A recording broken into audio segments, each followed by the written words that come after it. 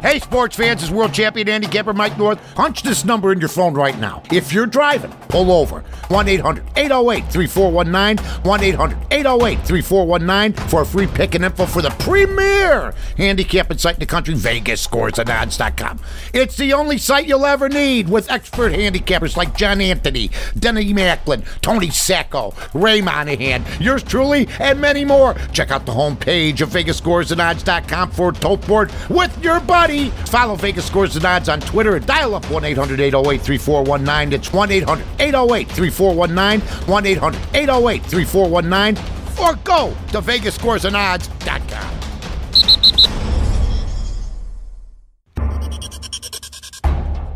What follows is for news and entertainment purposes only. Any use of the forthcoming information in violation of any federal, state, or local law is prohibited. Mike North, you are on fire. You know anybody else that good? No. No, they'll tell you they are. They may think they are, but we're documented every single week. The eye is on us. That's and I ain't talking about the eye of CBS, the public eye. The first feeling I got when I won a bet was elation. The worst feeling was when I lost a bet and I wanted to jump off a balcony. Give me a quick betting tip. Yeah, do win and don't lose, but usually it doesn't always work out that way. How many times you heard this? I'm going to Vegas. I go, how'd you do? Well, if I lost $4,000, but you know, you go there to have fun. No, you go there to win. And that's what's wrong with people. They have the negative mentality in anything they do, including sports, before they even lay the bet down. So you got to be positive.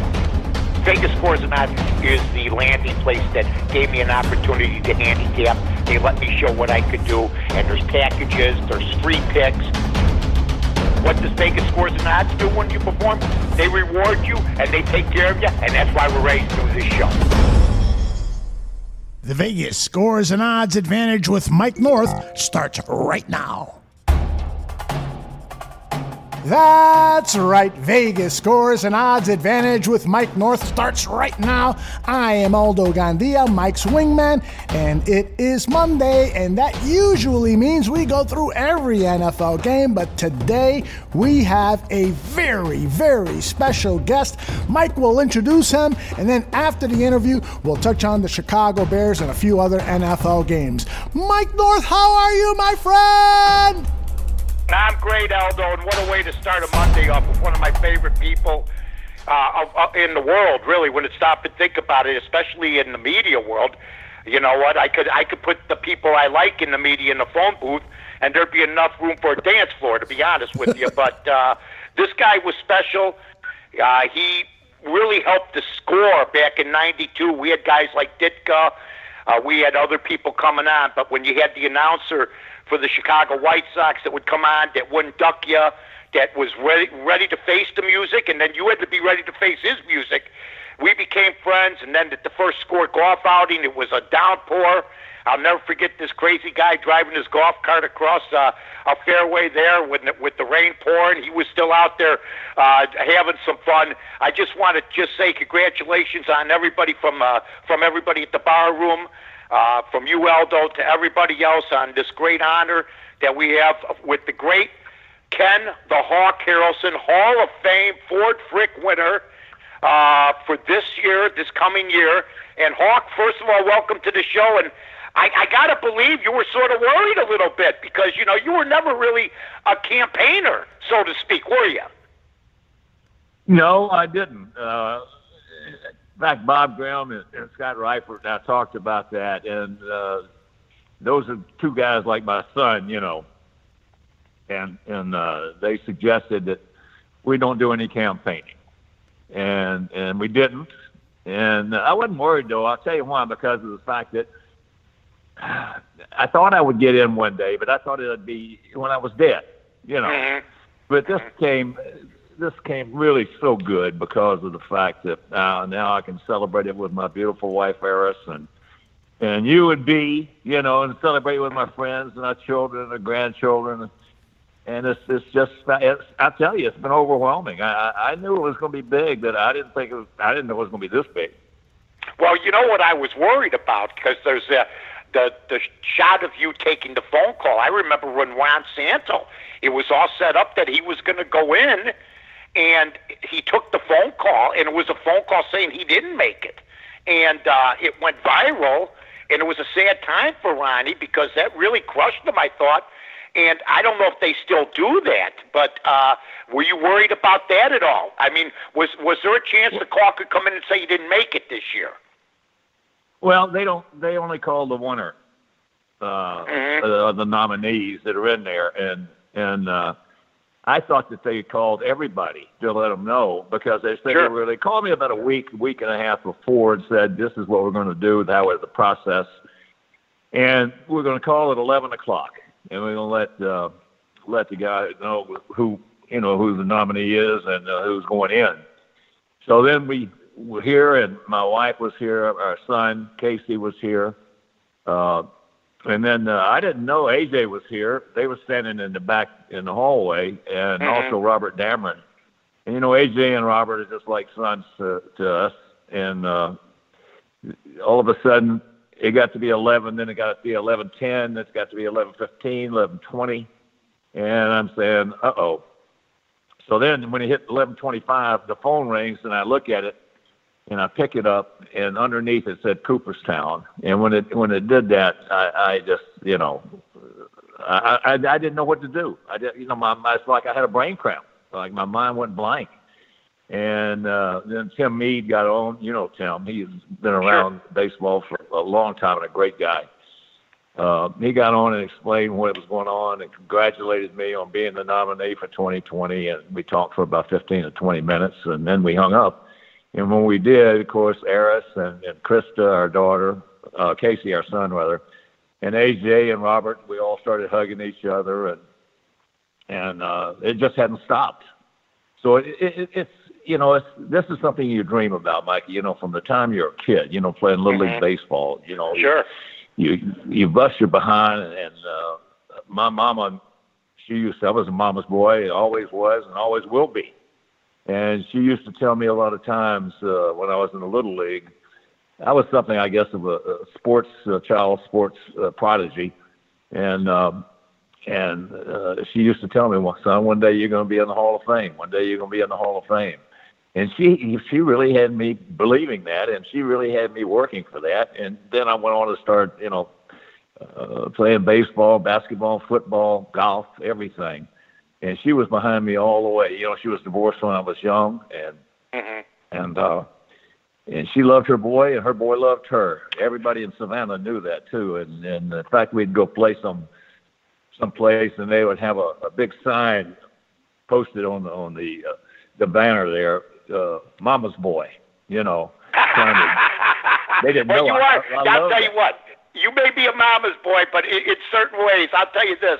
I'm not one of those broadcasters. Back in the day when I got hired, folks, no brag, just fact. You had to know the stuff. You couldn't go to Wikipedia or a computer or anything else. And, so I don't have to look up Hawk Harrelson. I actually saw Hawk play many times, being a White Sox fan. Many a night, whether it was in Cleveland for him, in front of 2,000 people, Kansas City with the sheep on the hill that Charlie O had as an attraction, also to cut the thing. The Boston Red Sox, when Hawk Harrelson was brought in to take over for Tony Conigliaro, who had been injured badly, and Hawk helped them win the 67 pennant. So I don't need a refresher course. In fact, I remember going to a doubleheader with my uncle back, I think, in 65, 66 in July, when Hawk played for the Athletics. So it's been a wild ride, but you know what? You broke your leg in 68. So you break your leg, you're also a rebel. You're not a guy that really cottons to authority, sort of like I was. I had a pretty rough upbringing with my father. Your father leaves when you're 8 years old. So you had retired from baseball a time or two. You went to play in the British Open. Just missed making the cut there, I believe. So you've traveled. You were one of those guys that I still think you were trying to find yourself, Hawk, after you got hurt in 68. I think, you were an all-star player. You were only 5 years into the league. So this was the time you were in your prime, and then you broke your leg. Tell us a little bit about your mindset at that time, because your mother wanted you to make it in the Hall of Fame as a baseball player. She never dreamt that you would make the Hall of Fame as a 50-year announcer, player, and contributor. Tell me what your mindset was in '68 after breaking your leg. Well, actually, it was in the spring of '70 when I broke my leg. Mm-hmm. I had my last 2 years I played. You know, I had two pretty good years. I was Player of the Year in '68, almost won the Triple Crown. And the last 2 years I played, I hit 65 home runs and drove in over 200 runs. So actually the leg was okay. It was broken, but I mean, it was the ankle, because I turned my foot all the way around backwards. You know, when I was lying on the ground there and I picked up my leg, my foot was pointing down. And that was the thing. And during that, I had a cast all the way up to my behind, you know, for a long time. And during that time, Mikey, I just lost interest in playing. I really did. And I had 2 good years. I was 28 years old, and I wanted to try something else, and I wanted to go into golf. And I did. And, of course, I got $220,000 worth of canceled checks to prove I could not play golf. But I went in, and I had a bad temper, you know, and that helped me when I was playing football. That helped me when I was playing baseball. That helped me when I was playing basketball. Well, bad temper and golf don't mix. And I'd go out with 14 clubs, and I'd come back with 5 or 6. And you can't beat those guys with 5 or 6 clubs. They're too good. And I won some tournaments, and I did. I led All-American qualifiers in 1972 at Muirfield in the British Open. And then I missed the cut by 1 shot. And because of my temper, I had met my fiancée, Eris, and then we got married. And I broke all my clubs one day. I was playing in a mini tour down in Savannah, Georgia, and there were 2-day tournaments. And so there were 4 of us that shot 68 the first day. There was Fuzzy, Bruce Litsky, Bill Rogers, and myself. And we were paired together the second day, and I shot myself out in the first 9. And I came in and I took my clubs off the cart and I broke every one of them. And I told my wife, I looked at her and I saw Eris and she was crying. And that right there is where I made up my mind. I was getting out of golf. And the Red Sox had called me the year before to come in as a DH. And I told them, no, I wanted to give golf another year. And then I had told Eris that night, we stayed up to about 2 or 3 o'clock in the morning. And I told her what my decision was as far as quitting golf, and she was ecstatic. She was happy because she said, it's killing you. So what happened was Fuzzy and I were going to play these 2 guys for some money the next day, and that was going to be my last round of golf for a long time. And I would go to have breakfast, and the phone rings. And the server comes over and says, Hawk, it's for you. And I got on the phone, and it was Mary Trank, who was Mr. Yawkey, Tom Yawkey, who owned the Red Sox, his secretary, and also Dick O'Connell, who was the president and general manager of the ball club. And he said, look, Johnny Pesky is retiring, and we want you to come up here and audition for the color job. And I went up, I auditioned, I got the job, and, of course, the rest was history 42 years later. You know, Brickhouse, I grew up on all the announcers, from Jack Brickhouse to Lou Boudreau to Vince Lloyd, Jack Quinlan, who got killed tragically in a car accident, who was a great Cub announcer. He was just young, getting ready to go. They were all homers. Yet, I don't know if it was because it was the White Sox, because most of the people I just mentioned, except for Brickhouse, were Cub announcers. And the Cub announcers were known as homers. Bob Elson was a dry, I wasn't a big fan, but a dry type announcer, never showed any positiveness towards even the White Sox. He was more of a straight-laced guy, and you came along. And I want to make a couple points. First of all, you made the Hall of Fame, and you had some people on social media saying, oh, he's nothing but a Sox homer, or he's nothing like this, or, Hawk, did the bidding for the... But you know what nobody said, Hawk? That you didn't deserve it. Every person that I've talked to said you deserve to make the Hall of Fame, number one. And number two, were you often puzzled by the fact that even though you were the Sox GM for a short time, it didn't work out, that's fine, but then Jerry Reinsdorf brings you in after some stints with the Yankees. You became more of a homer announcer, But were you puzzled by the fact that you were maybe about the 30th homer announcer in Chicago baseball history, that there were 29 before you, but people would give you the hard time about it? That was a compliment. People called me a homer. That was the biggest compliment they could pay me. In fact, Wall Street Journal does this story on homers in baseball, and hell, they judged me the winner going away. Because nobody said us or our or anybody more than I did. When I got some great advice from Kurt Gowdy and also Howard Cosell about, and it's like you. That's the reason you became you and Jiggs, I'll tell you, y'all had a great show for so many years. Thank you, Hawk. And, because of the fact that you said what you thought. And you didn't hold anything back. And that was one reason people tuned in. That's one reason y'all had great ratings. And I was the same way in baseball. They said, don't try to please everybody because you can't. So why try to do something that you can't do, especially in a two-team city? And I came here, and I told everybody I ever worked with, I said, look, it's just like playing baseball. You got to get out there. You got to bust your ass. Every day, you got to go out there, and you got to work hard.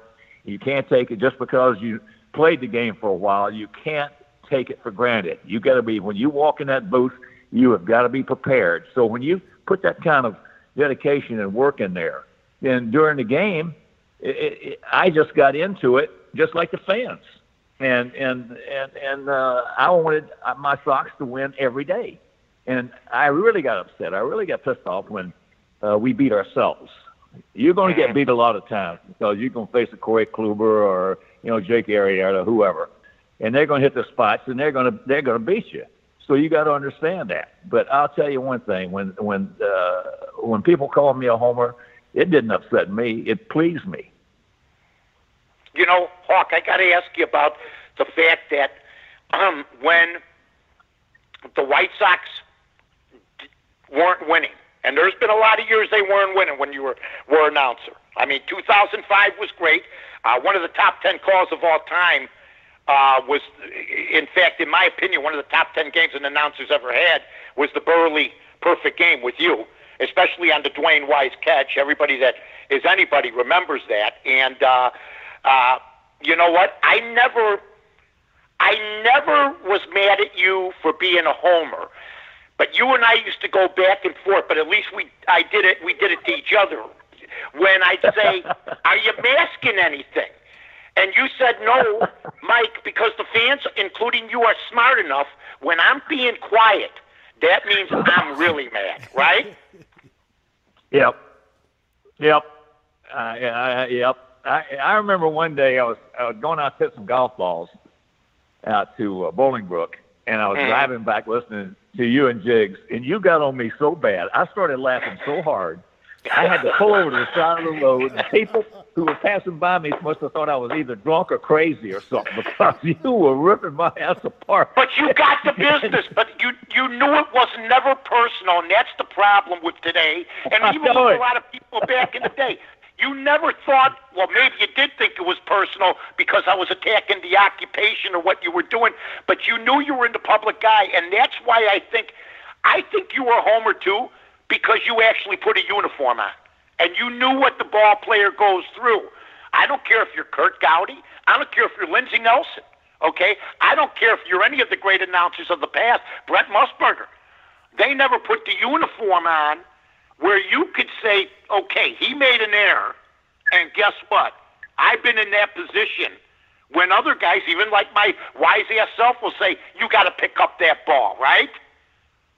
Yeah.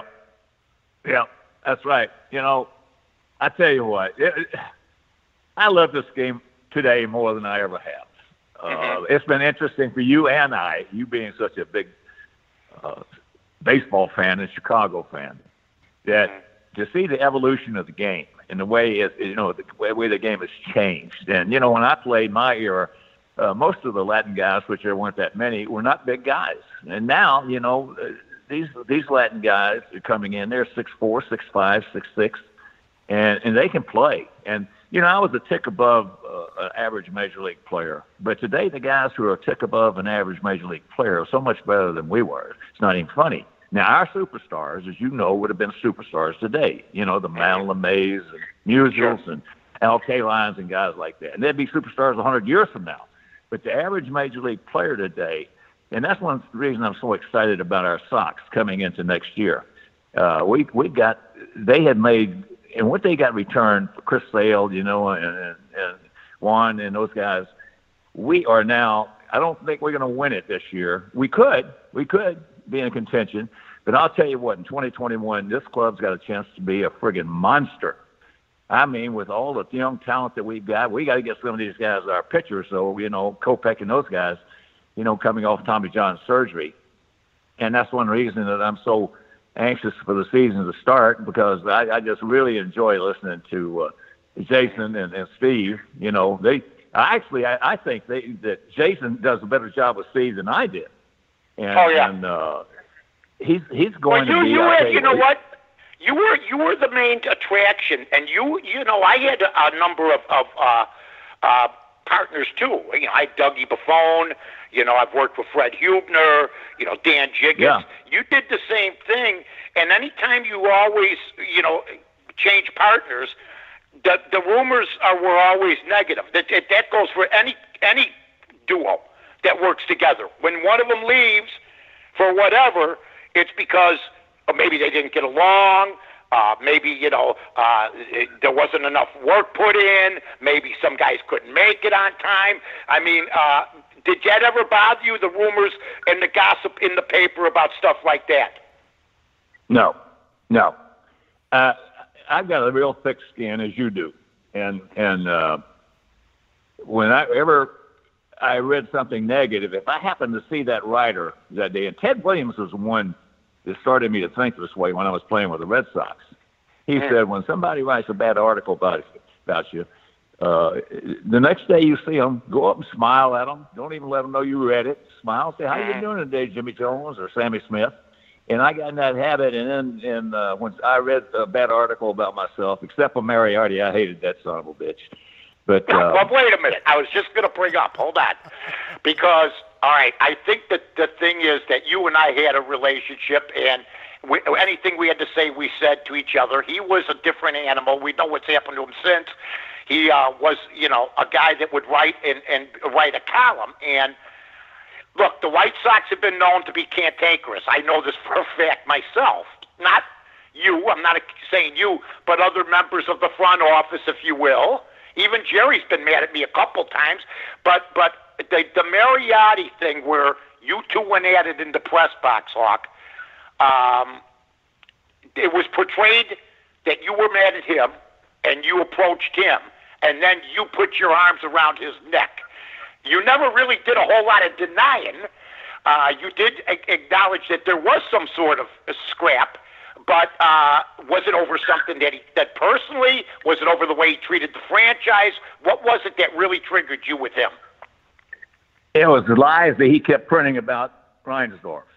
And whenever he needed, there were a couple other writers who did it, as you well know, but Jerry took it, and he just, when he needed a story, it was like a couple of writers in New York. Whenever they needed a story, they'd go hit on Steinbrenner.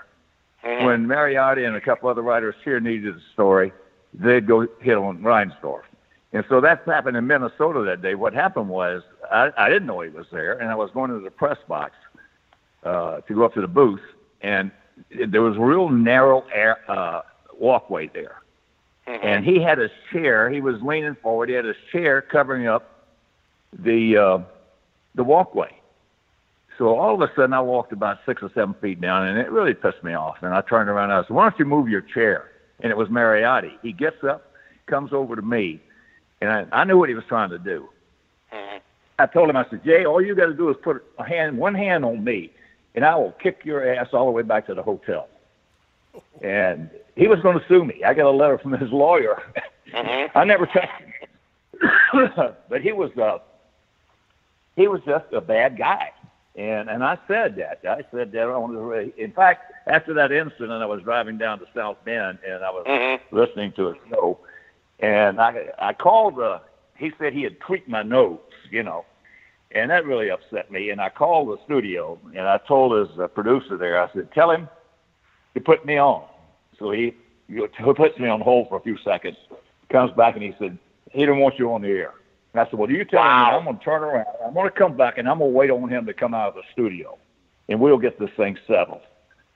And that's the kind of guy he was. He just, he was just a liar, and he was just a bad person. And I said that day, I said, he's going to run himself out of town, and he did. I got to ask you about the criticism of Jerry, because Jerry and I have been friends, but I've been very critical of him too. It was an uneasy relationship at times, but he's always made time for me if I ever needed him to come on my show or anything like that. I do know that he feels this stuff, but you just brought up this year's team, and we need pitching, Hawk, and we need defense. Oh, yeah. We have hitting. And we're talking 14-9 games. Are we talking 9-8 games? You brought up something. We have really one dependable pitcher who had one good year so far, and I'm hoping he can repeat it, Giolito. The other guys either have been hurt, they have some surgeries, they haven't responded. Lopez is in the mid-5s. I mean, we heard it was going to be 219, 220. Now I read something in Forbes the other day where a baseball scout says the Sox could be the toast of the town in 2022. I think the thing that bothers White Sox fans, Hawk, is nobody has really told them when the rebuild's supposed to end. But isn't that the case, that rebuilds end either by a team admitting they didn't get it done or by the rebuild actually eventually working? Well, you just summed it up pretty good. Last year we were really a bad defensive team. And, of course, if your pitching is shaky anyway, that bad defense is going to be, it's just going to be standing out like a sore thumb. And what happened was that Tim Anderson came around. The first month and a half of last year, he was the worst shortstop in the American League. And then the last 4.5 months, he was one of the best. And that's what goes through. And then all of a sudden you go out and you pick up a good catcher and you go out and you re-sign Abreu and we've got a couple of kids. They tell me this one, Robert, is just an unbelievable player. In fact, I was talking to Richard Dotson. You remember Dot? Sure. And he was a coach where Robert was. And he said, Hawk, with this kid playing center field, you don't even need a left or a right fielder.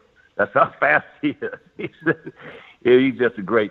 So now. Yeah, because I'm not big on Jimenez and left.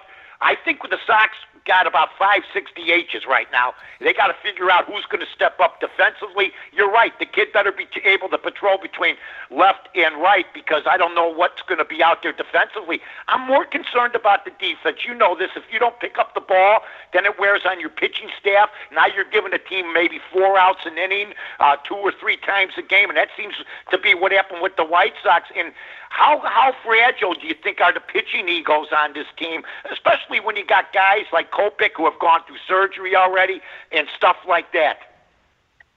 Well, the 2 rules, you heard me say it many, many times on the broadcast. The 2 rules for me at winning at the major league level. First rule is you got to catch the ball. It's not pitching, it's not hitting, it's defense. Offense puts asses in seats. Defense wins games.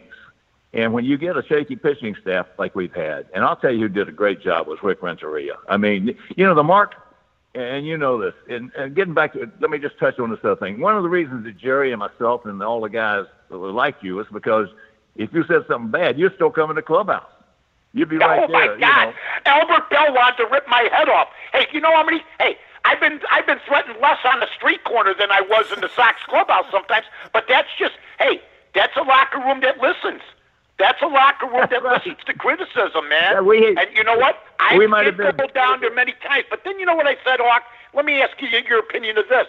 I said, if they got a problem with me, let them come down to the studio. But you know what? I just think that when you go down there, would you agree that at times there was some hostile territory? I mean, you know what? Once the Mariotti thing hit, I stayed away from you for about a week. You know what I mean?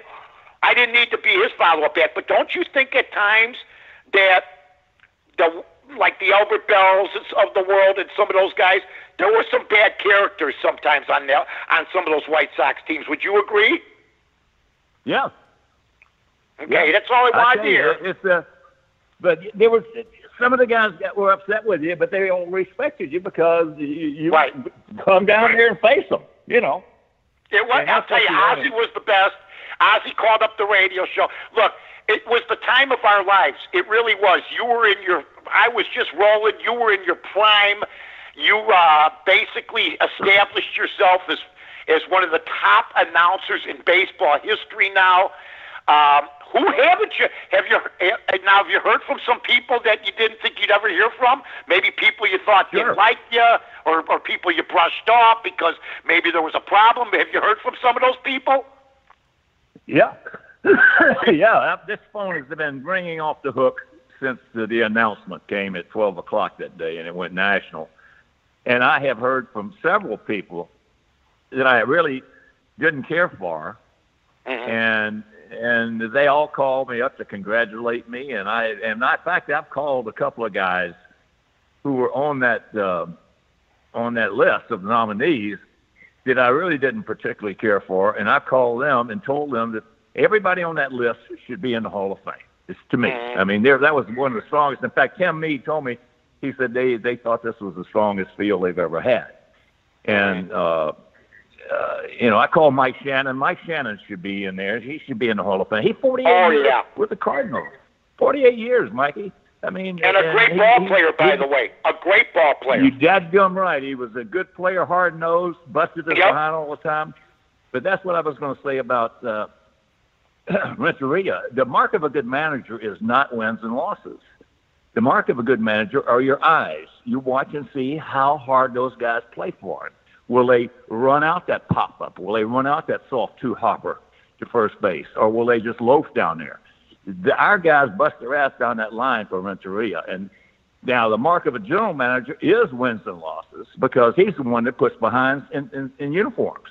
And Rick last year didn't have a good defense. He didn't have a good pitching staff.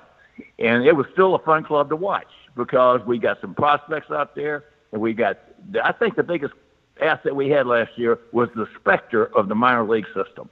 Because there for a long time, we didn't have a good minor league system at all. And we got guys getting hurt and everything else. And anytime you got to start trading your major league players for prospects, you got a problem. And now we don't have to be doing that now because of the fact we just got to get some of these guys healthy. And I'll guarantee you this is going to be one fun ball club to watch. I hope you're right, but you know what? Here you go again. Here you go again, popping champagne, all happy. Here's what I'm going to tell you. One thing, I got my own instincts. I made my bones by thinking the way I think. But there's no way in hell I believe Rick Hahn runs this baseball team. I think Kenny has run it all along. I think it's the same type of situation they have with the Bulls. I'm just telling you, I'm not asking you to comment on it. Now, Kenny's a one-hit wonder. I call him the one-hit wonder because I wanted him to repeat it. If they win again, I think that knocks them into another echelon. Until that time, this front office, and I think because of this, I know you start laughing, but because of the Bulls and because of the soccer program at the same time, there are people, and this isn't the first time people have soured on Jerry, and he's proved them wrong. You know what? But has Jerry sort of left the reservation a little bit, or is he still involved in the day-to-day stuff like he's been in the past? Well, Jerry lets guys do their job. That's one thing. That's why all his employees there at the Sox. We got guys who've been there 30 years, 35 years, 40 years. Is that a good thing sometimes or a bad thing? Is that a good thing sometimes that guys have been there for 35 years, though?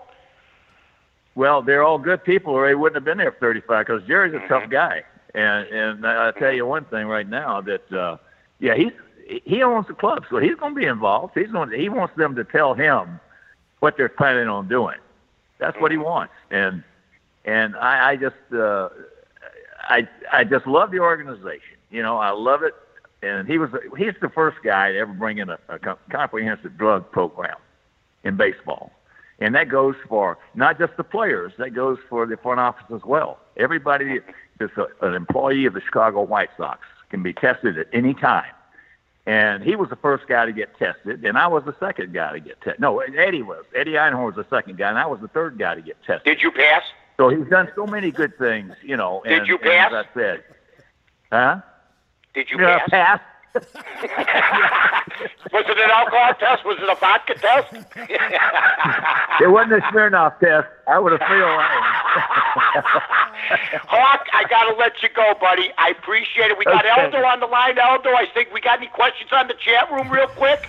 Well, I'll tell you, people are excited that Hawk Harrelson has made his second appearance here at Bears Barroom. Johnny Santucci, when you were telling the story about Jay Mariotti, he recalled that you called Mariota, Jay Mariota, a Heine bird. Which, Yeah. You want to explain what that is, Hawk? You know what a Heine bird is? A Heine bird is a bird that flies in perfectly executed concentric circles until eventually he finds up his own behind and poof, disappears forever. That is classic. That is classic. And Hawk, I've got a question for you. Last week when it was announced that you won the Ford Frick Award, I quickly put together a highlight package. I listened back to your call of that perfect game, the Mark Burley game. And I now just recalling it, I'm getting chills because of not only the athletic feat by Burley and the White Sox, the great defense there in the ninth inning, but also your call, Hawk. It was so special. The emotion, the right words, the right timing, and when to say things. It was, for all young broadcasters, I mean, that is a textbook way to call a momentous moment in baseball. I just want to ask you, can you tell us what your recollections of that moment were? Yeah, I can. Of all the thousands of games that I've ever done, that was my all-time favorite thing. Because Mark Burley is such a wonderful person. I mean, you know, you get guys like Mark Burley, you get guys like Robin Ventura, you get guys like the Big Hurt, Mike Thomas. These guys, I love these guys. I loved our players. And when he did that, you know, after the game was over, I had my 100-mile drive down to Granger, Indiana. And I cried most of the way. Because if it's I've called 2 perfect games. I've called, I think, 11 no-hitters. And when you get somebody like this special person like Mark is, then it means if you get a guy out there who's an asshole and he does that, then you just pat him on the behind, you know, after the game's over, say, nice going. But when a special guy like a Burley does that, or Ventura hits a grand slam, which he did a lot of times, or the Big Hurt wins the ball game for you, it is a special feeling, a special meaning. And that's why that's my all-time. I called, you know, Comey's 500th home run. I called something that maybe will never be called again. And that's 2 guys in consecutive at-bats, Falk and Erico in Detroit, and Jermaine Dye in Detroit, both hit their 300th home runs. Now, that probably will never be accomplished again in consecutive at-bats. So, but Burley, you're right. That's my all-time favorite game. Outstanding. Thank you very much for being on the bar. Yes, please. Steve Stone was part of that call because he laid out.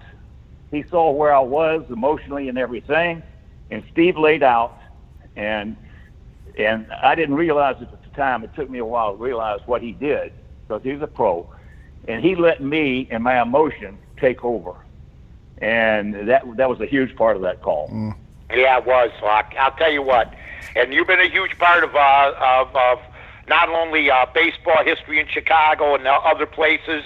I mean, I remember the Nehru.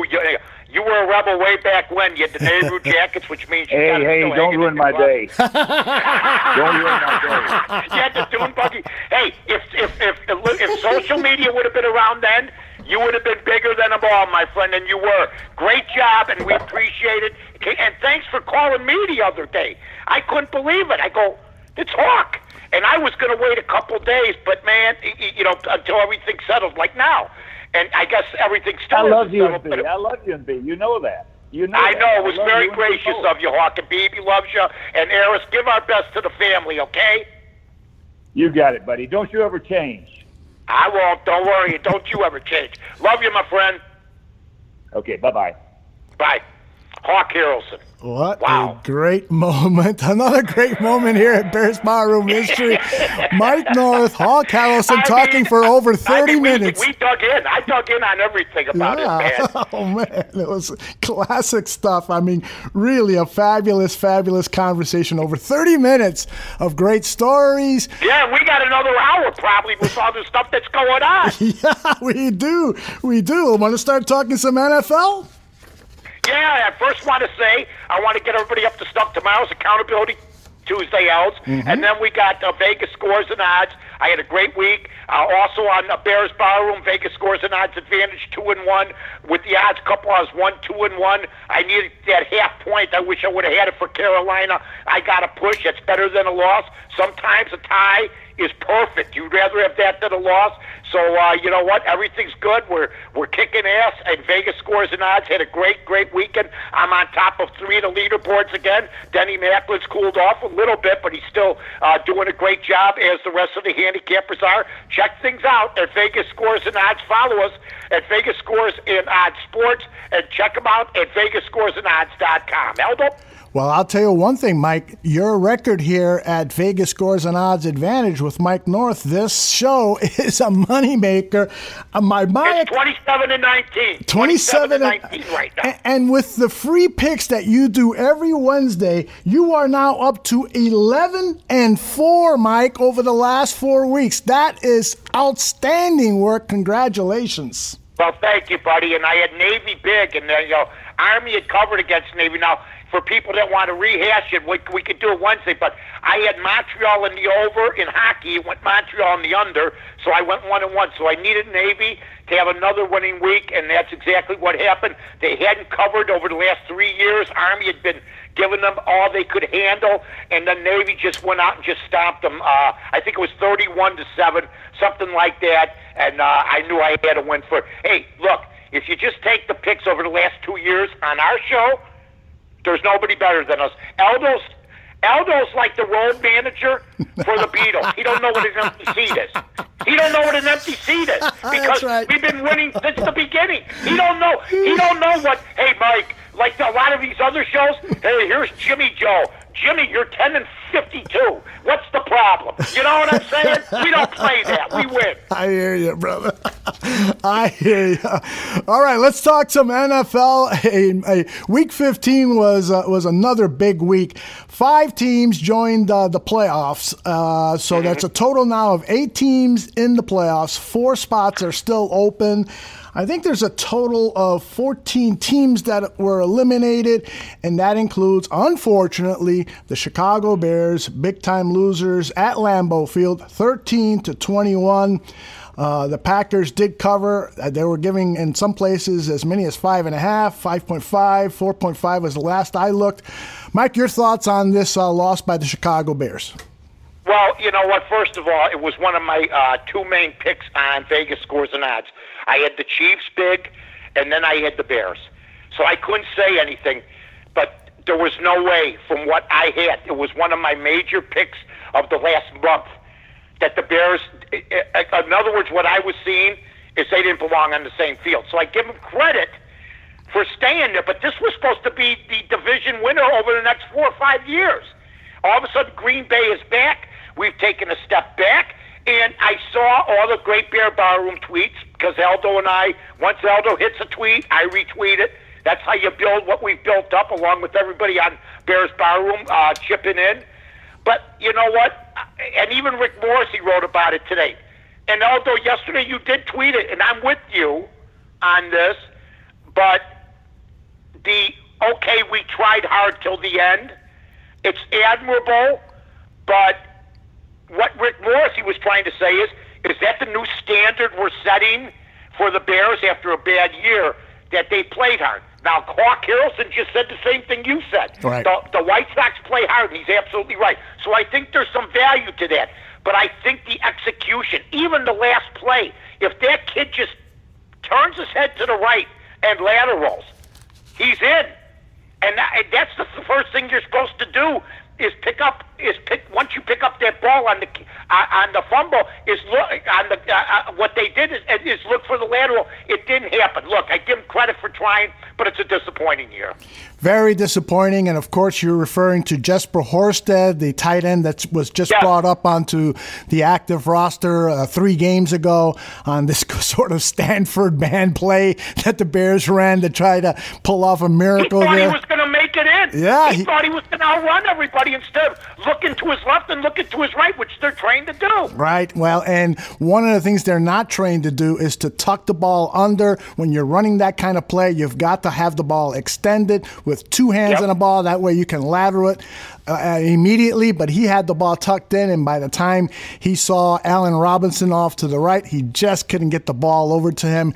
And that's too bad, because that would have been a miracle conclusion, and it would have probably forced overtime, but it would have been a miracle moment at Lambeau. Tell me about this Bears offense. It started off again slowly. I kind of calculated, I don't have the exact number in front of me, but on first down, this team was horrendous. Multiple plays where there were negative yards or 0 yards or 1 yard. They had only one explosive yard play of over 10, 15 yards for most of the game.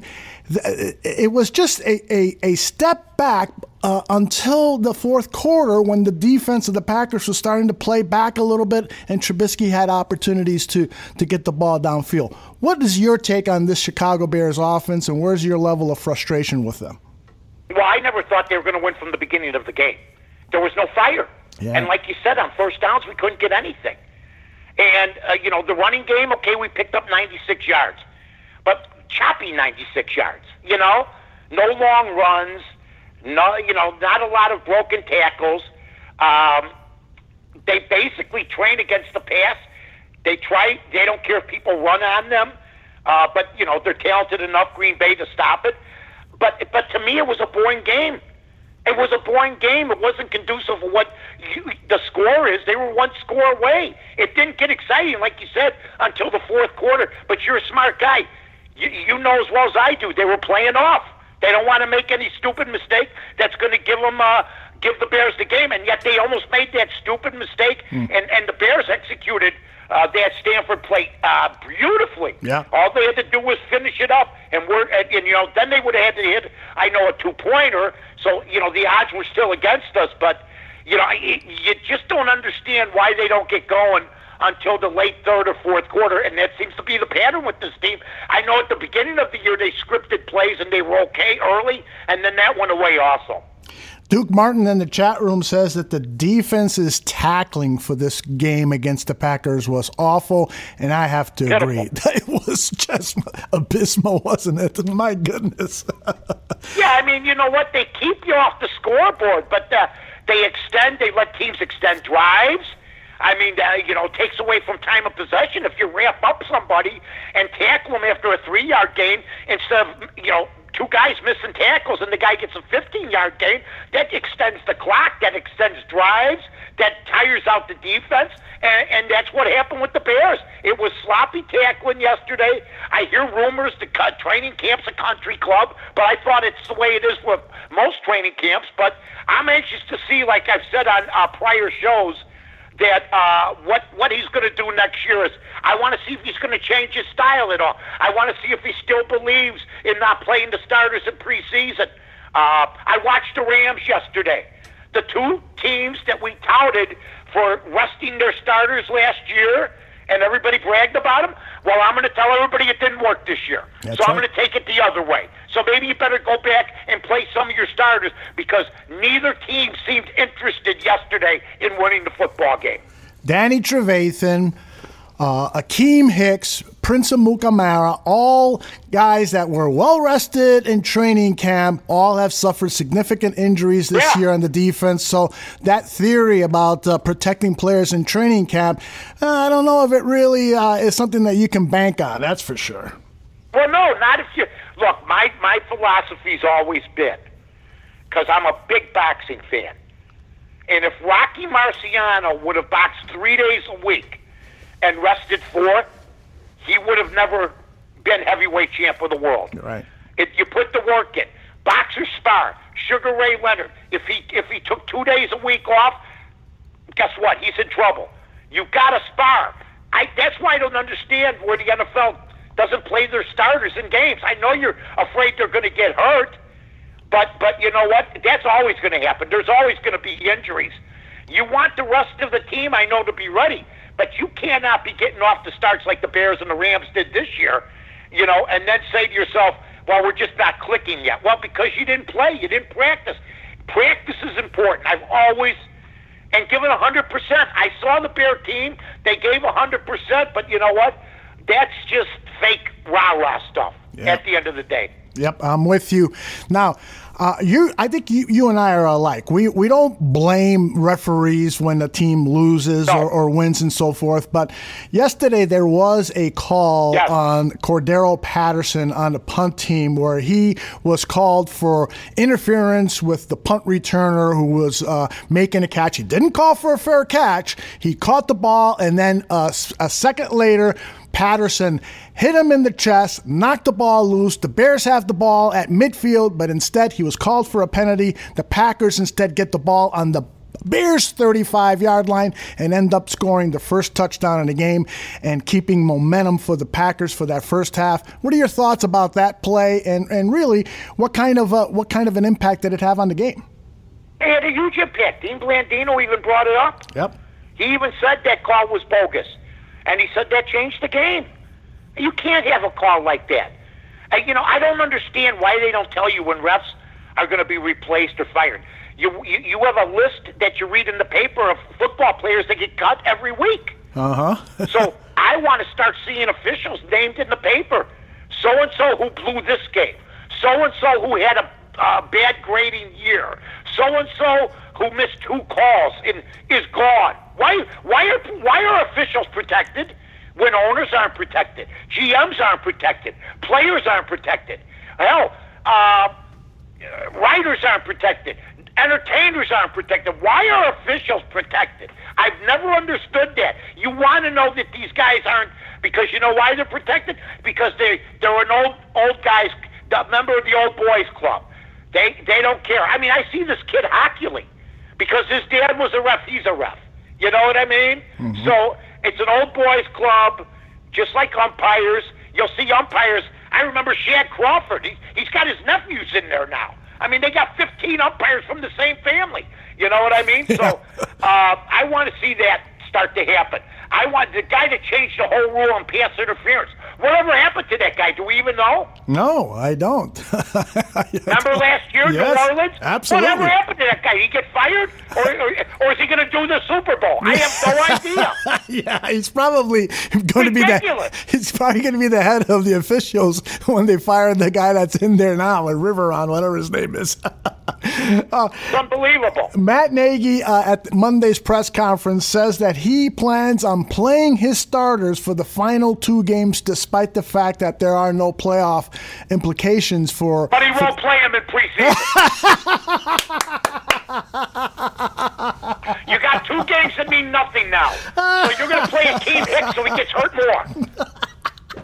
Or you're going to play Trubisky so he gets his leg broken. That's priceless. I mean, are you kidding me? What's the difference between preseason and this? Your record? You blew it, son.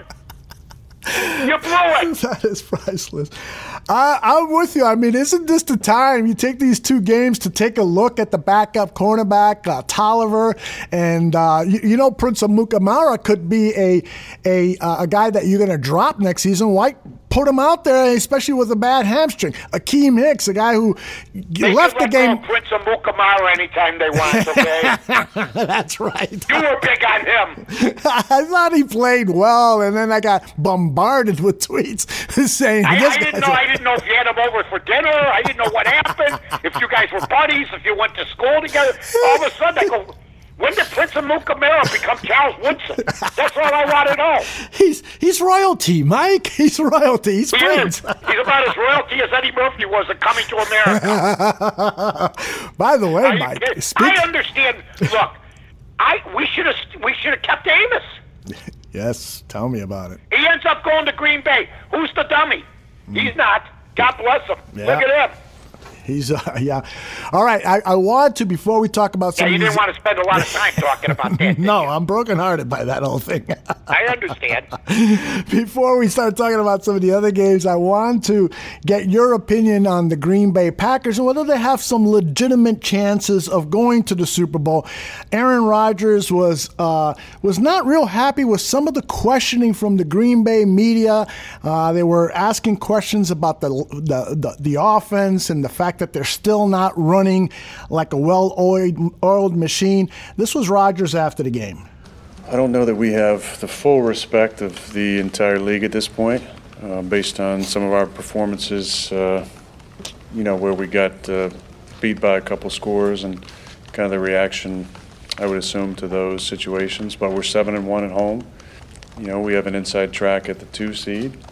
Obviously, we have an opportunity to wrap up the division next week. I like our chances. I like our football team. How do you assess their chances of going far into the playoffs and maybe making another Super Bowl appearance, which would be Aaron Rodgers' second in his long career? I love it. Nobody believes in him. Nobody.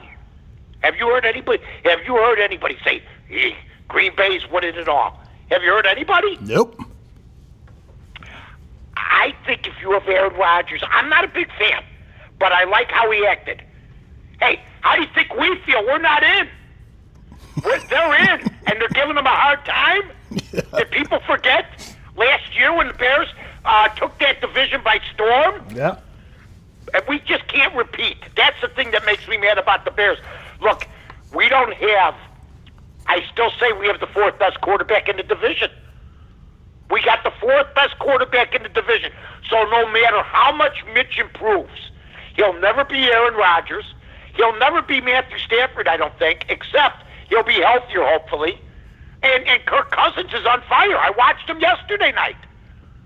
So that's the first problem we have.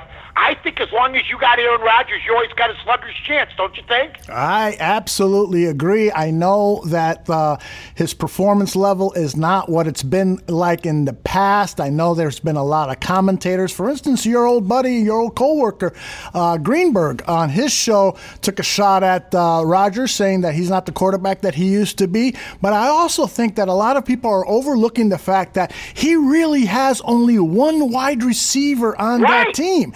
I mean, if anything, they should call Jordy Nelson back up now, because the chemistry that those guys have, Rodgers and Jordy Nelson, would help this team immensely, because they don't have a reliable number 2 wide receiver. And I think that's a big part of Aaron Rodgers' problems this year. He just doesn't have guys that know how to run the right routes, who have a rapport with that quarterback, something that you've been preaching. Jordy Nelson should be playing for the Packers.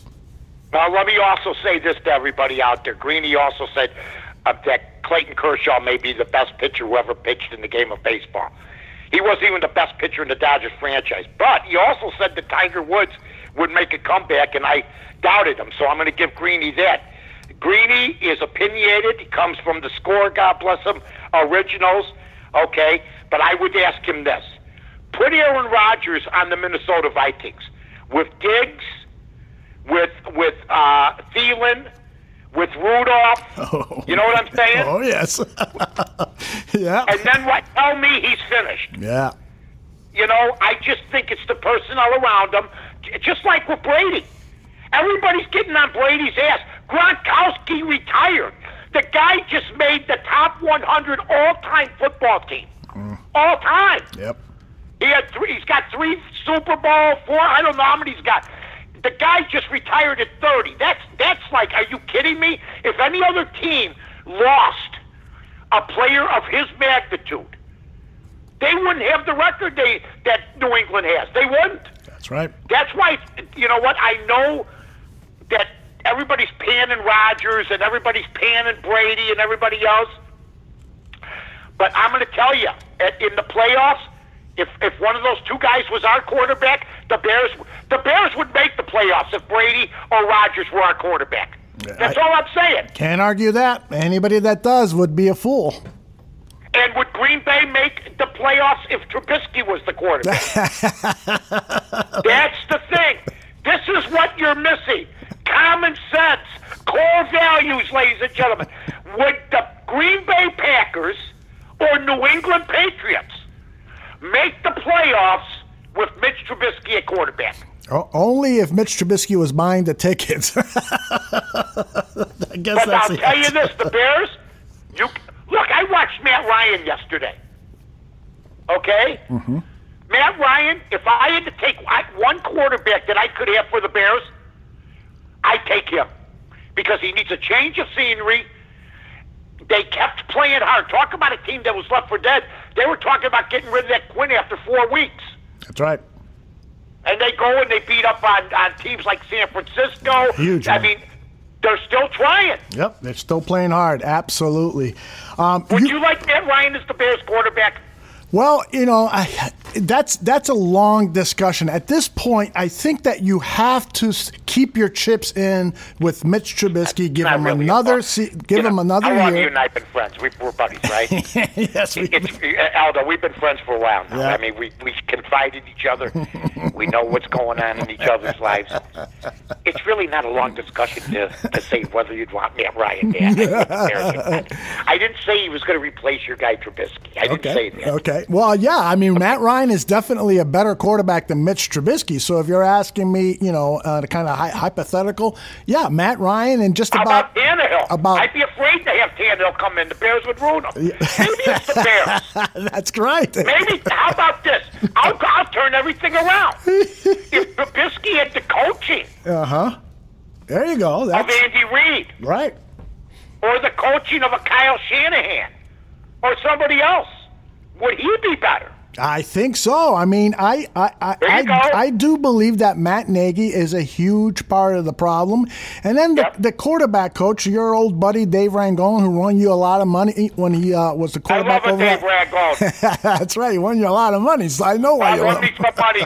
We might have to get him on. I got to thank him for a game against Florida State. They covered 11. Well, don't tell him, if we have him on, don't tell him that I feel like perhaps he has not fulfilled his obligation of turning this quarterback into a top-notch quarterback. I mean, he's been his quarterback. Are we going to blame Ragone? Well, or are we going to blame the chef himself, Matt Nagy? I'm blaming them all. I am blaming them all. There you go. Yep. That's fair.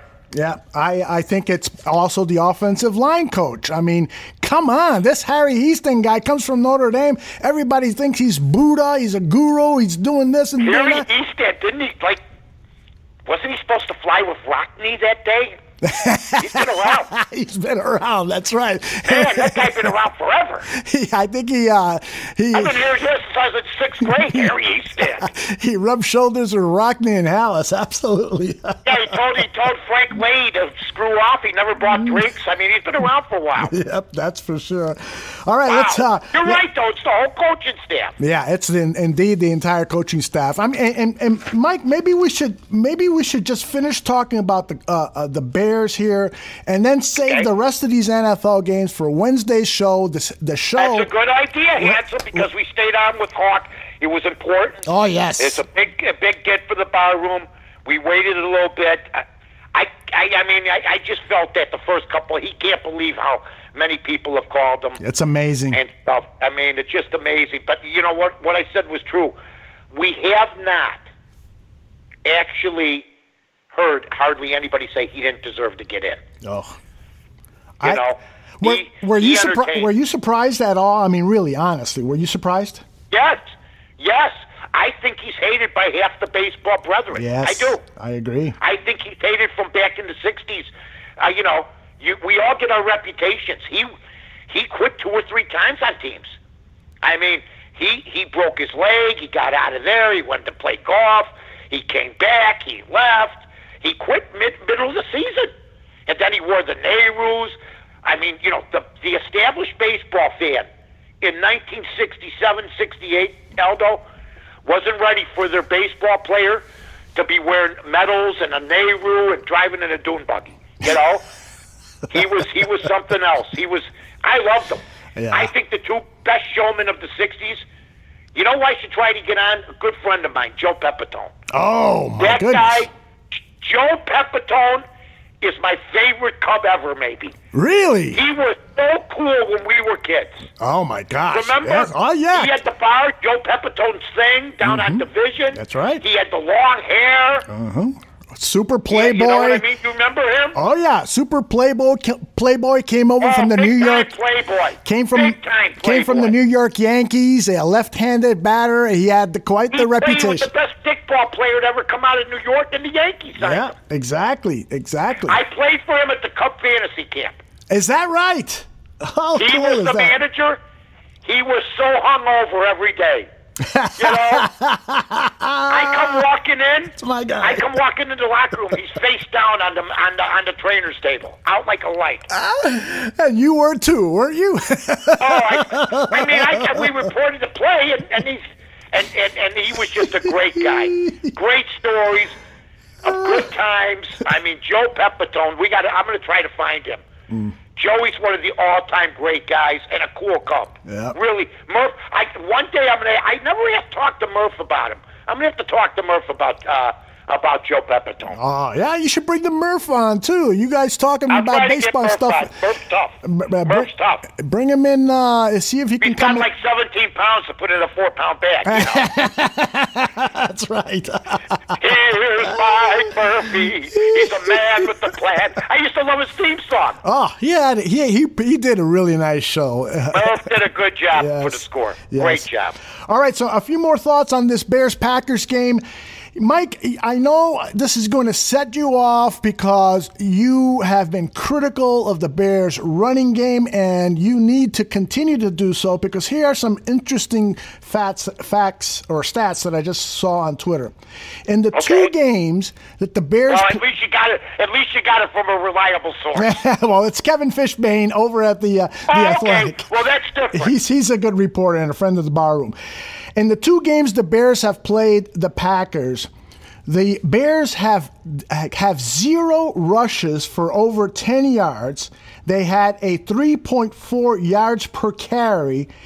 And in the rest of the 12 games that the Packers have played this season, they have given up 36 rushes for 10 yards. That's averaging 3 a game and giving up 5 yards per carry. Why can't the Chicago Bears get a run game going against this Packers defense? I don't get it. Because they play good against teams that are weak against the run. Their offensive line, it opened up some holes the last couple of weeks.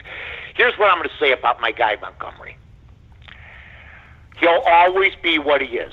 I don't think someday we're going to wake up and he's going to have 1,500 yards. Okay? I don't think someday we're going to wake up and you're going to go, see, Mike, I told you he'd average 5.2 yards a carry. You know? That's never going to happen. I think what you see is what you get, a tough kid who will get better. But Raymond Harris was Raymond Harris. You know? Every runner the Bears have had has reached their pinnacle and stayed there. Neil Anderson, until he got hurt. They actually got rid of Peyton for him. I mean, you know, I wanted Walter to play another year. I think Montgomery, at the most, will average 4 yards a carry someday. He'll be a grinding back. He'll be maybe a poor man's Jordan Howard. That's what I think, and I don't blame him alone. I blame Nagy. I blame the whole offense. I blame their lack of direction, not knowing whether, not running when they should pass, not passing when they should run. I just think a lot of things came into play. I think next year he'll be better, hopefully. Hopefully we can pick up a lineman or two in the draft and help the kid. Yep. But I just thought the whole thing was unnecessary. But, you know, Howard's hurt, so it doesn't matter. Philadelphia really hasn't yesterday was the first time they showed up without him in 3-4 weeks when he wasn't in the lineup. But I just think that's what you get with them, don't you, Aldo? I agree with you. I totally agree with you. And then another interesting thing happened at yesterday's press conference with Mitch Trubisky. He was asked about the Packers' pass rush, and his response was, I feel we could have done more things to take the pressure off the offensive line. Like, for instance, moving the pocket a little bit more, calling more of certain plays that would have nullified the offensive line. We could have done things to help those guys. That, to me, Mike, is a shot at the head coach, Matt Nagy, who calls the plays. And let me add in one other fact. He went back to throw 56 times. You know how many draw plays were called? Running plays that were draws? Just one. Just one against a pass rush that's on him like a white on rice. I mean, Matt Nagy, I don't think he knows how to call a game. I don't think he does. Well, I'll tell you this.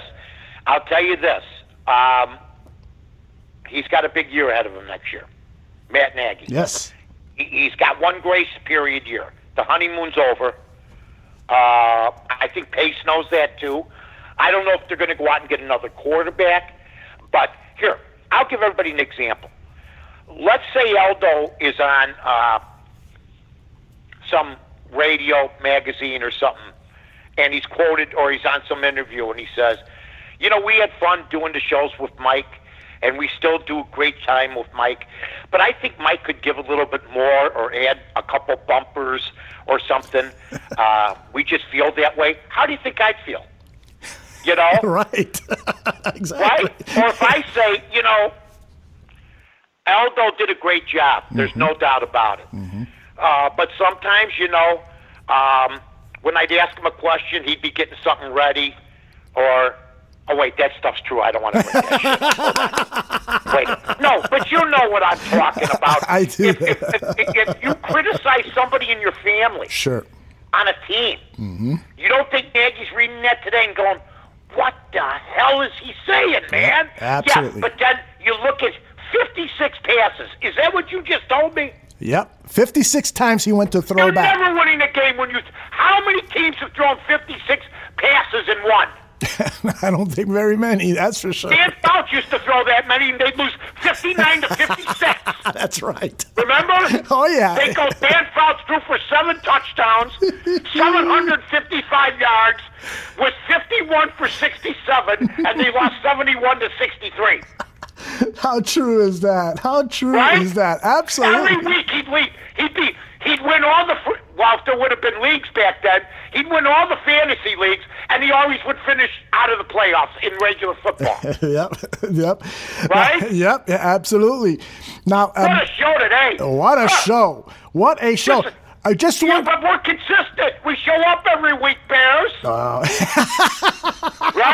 That's right. How did you think your guy Akeem Hicks played yesterday? I thought, you know, he looked like he had been eating a lot during his time off, didn't he? He looked like he gained 20 pounds. When I just said, how do you guys think the guy Akeem Hicks did yesterday? When you give me the 2 he's. He. When you do the 2 he's. That's right. You know how you can tell with that? He. You gave me the back-to-back he's. When you get back-to-back he's, you're in trouble. You're right. The guy looked like he put on 75 pounds. I know. He looked heavy. God bless him. My God. Right? Well, it was Thanksgiving while he was injured, so, you know, maybe he still got a lot of turkey. When you're that big, oh, my gosh. the turkeys run for their lives. They say him come to the store, they come to life. He's got it. No, it's a big year for him to come back. They need him. Yes, they definitely need You know him. what the Patriots are missing? Did you see any of the Patriots game? I saw highlights only. Remember the big fat guys they would always have in the middle? Oh, yeah. Geez, Remember that guy with the bib overalls, the big fat guy? Oh, my goodness. Somebody in the chat room help me out because, yeah, this guy was... I remember Tony Siragusa with the Ravens. Oh, yeah, absolutely, yeah. Okay, how come these teams that have, like, one guy that takes up 3 spots? Right. You can't run against them, right? Right. I think the guy's name was Sam Adams or something. I don't know. No. Who was the guy? I forget who the guy was from New England. Yeah, hold on. Let me do a quick search on the Google machine here. Look up big fat guy on New England. Big fat defensive lineman. They never. Now I'm watching New England yesterday, and the Bengals got beat because they stink. But this Joe Mixon was running wild. Yeah. Nobody up the middle for New England. That's going to hurt them. That is. You're absolutely right. You find a guy? You didn't find him, did you? I think I do. Let me see. Put up nose tackle. Big nose tackle. I'm looking at a picture of him, but where's his name? Come on, where are you? Oh, my goodness. Hold on. You want me to go on the black box? Yeah, let's see who can do it first. All right. You go. New England nose guards. Big fat guys. are some pictures that match. Tom Brady ain't a big. Oh, here he is.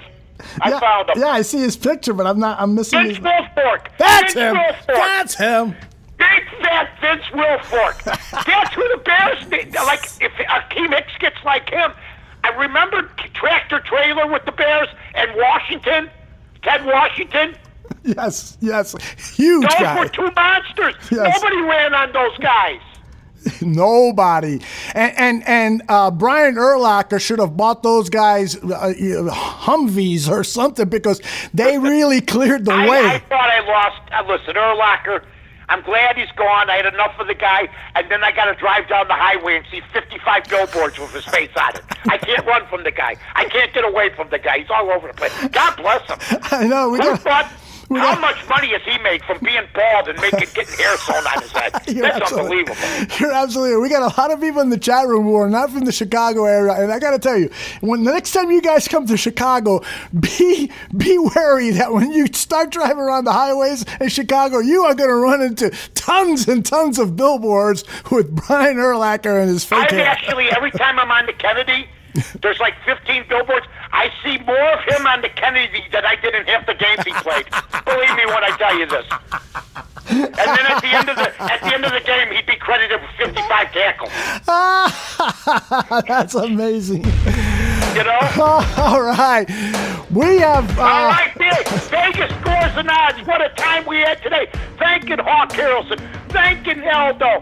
Thanking BB. Go to Aldo Gandia. Bears Barroom, VSAO Sports, Vegas Scores and Odds. I'll have games up. I have the Indy game tonight up there with the Saints. Indy and the Saints. I got the total. I got the side. Wait, let me sit down. I got a dizzy spell.